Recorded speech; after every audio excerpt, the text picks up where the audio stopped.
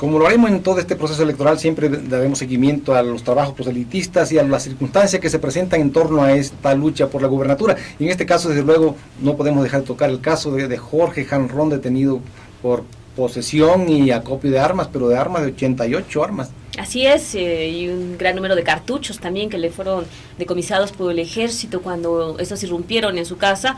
Y bueno, él está argumentando que fue sin orden de cateo, que se lo llevaron, que le sembraron las armas también.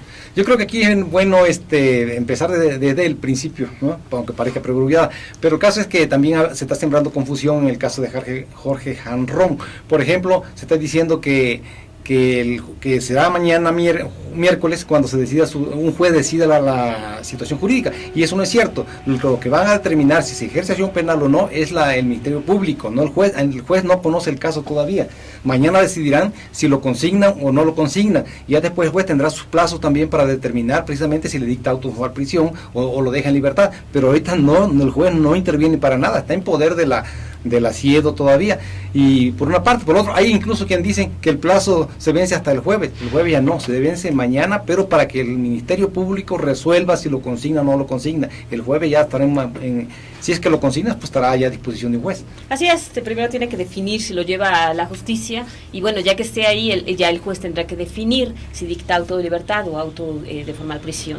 Y bueno, el asunto evidentemente ha tenido pues un gran impacto político entre los diversos actores, también evidentemente en el Estado de México, ya que aun cuando él fue alcalde de Tijuana y pues su meta es ser gobernador, pues también hay que recordar que es hijo de Carlos Hank, un mexiquense, pues que fue un actor político muy importante que ha sido catalogado como el creador del grupo Atlacomulco. Aquí hay dos cosas, ¿no? Desde luego, impacto político, claro que estuvo, aunque lo nieguen, estuvo impacto político, tanto así que ya salieron a declarar y a fijar una posición frente a su captura el propio gobernador y el líder del PRI. Entonces, impacto político sí tuvo, efecto político, repercusión política sí tuvo, porque eso ya es una reacción política a un hecho que se dio allá, que sí tiene. La otra es lo que hay que ver es si tiene repercusiones y efectos negativos para el PRI el día de la jornada de votación, y yo sí creo que hasta allá no llegarán.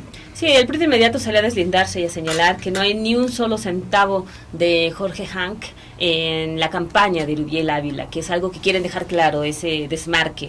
Tampoco señalaron si hay del resto de la familia, pero evidentemente que a nadie le gusta, aunque también me parece que el PRI mexiquense ha sido mucho más mesurado que el nacional, sin emitir juicios, simplemente como que poniéndose a un lado de este asunto, y en espera de ver qué resuelven las autoridades. Ahora también hay otra cuestión que me parece delicada y grave en este asunto, en este problema, es el hecho de que Jorge Han y su familia están acusando al ejército de haberle sembrado armas, es decir, de haber incurrido en delito, de estar fabricando culpables, y a mí me parece que eso no sé si le ayude en su condición en que está de detenido y de inculpado, porque el ejército es una institución respetable, y aquí están asumiendo ellos e incluso afirmando que le sembraron las armas que no son de ella, y no intervino más que el ejército. Si hubo una plantación y siembra de armas, pues tuvo que ser el ejército, y culpar al ejército de algo, y sobre todo si no lo hizo, es muy delicado. Así es, y evidentemente que es un golpe al PRI, es algo innegable. Además se trata de un personaje muy controvertido, de un personaje que ha sido muy cuestionado, que en algún tiempo ya había sido detenido cuando trató de pasar a algunas pieles, marfil y otras cuestiones, aunque después salió libre, y que ha estado siempre, pues digamos que en medio de sospechas de relaciones con el crimen organizado, sospechas de que pueda tener algunos negocios no tan claros, aunque pues nada se había, digamos que esclarecido hasta el momento. Y habrá que ver ahora qué va a pasar con las autoridades. Si el gobierno federal tiene pruebas, tendrá que presentarlas y demostrar que es responsable, de lo contrario pues va a quedar libre. También estuvo incluso detenido en San Diego por un contrabando de un animal.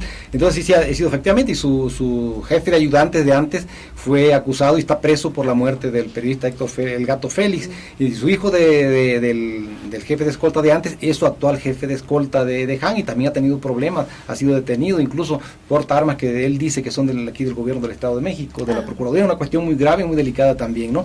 Pero además yo creo que hay que ver el otro aspecto. Ellos dicen que el ejército se metió sin orden de aprehensión y sin orden de cateo, y el ejército sostiene que fue una acción de flagrancia y consecuentemente no necesitaba orden de cateo y mucho menos de aprehensión, porque no sabían, según ellos no sabían ni de quién era la casa. Esto ya va para largo y desde luego van a ser las autoridades competentes las que van a resolverla. Yo creo que se hace mal cuando se asume el papel de juez de exonerar o condenar sin esperar que sean las autoridades competentes. Yo creo que es lo que haremos nosotros, ¿no? Así es, esperar a ver qué van a definir las autoridades, con base en qué argumentos, qué es lo que se va a presentar, porque evidentemente, bueno, él está negando todo, es un personaje también con mucho dinero, con mucho poder, y por eso pues mucha gente, en principio cuando empezó a salir este asunto, pues hablaba de que podía haber impunidad, que no iba a durar mucho, que va a salir, pero bueno, esto finalmente, como dijimos, primero lo tendrá que ver la PGR y después este asunto seguramente va a pasar a las autoridades judiciales. Sí, es muy poderoso desde el punto de vista económico. Cuando era candidato a alcalde, confesó que tenía una fortuna de $500 millones, pero estamos hablando ya de hace 6 años, entonces fácilmente ahorita ya rebasaron los 1.000 millones, ¿no?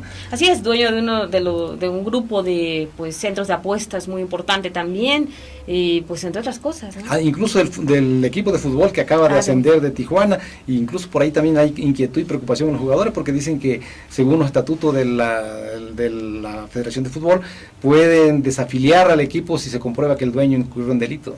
Así es, y habrá que ver qué va a pasar. Este asunto, la verdad, sí es muy delicado. Nosotros evidentemente vamos a seguir puntualmente el asunto, pues para seguir informando. Vamos a un corte y regresamos con otros temas.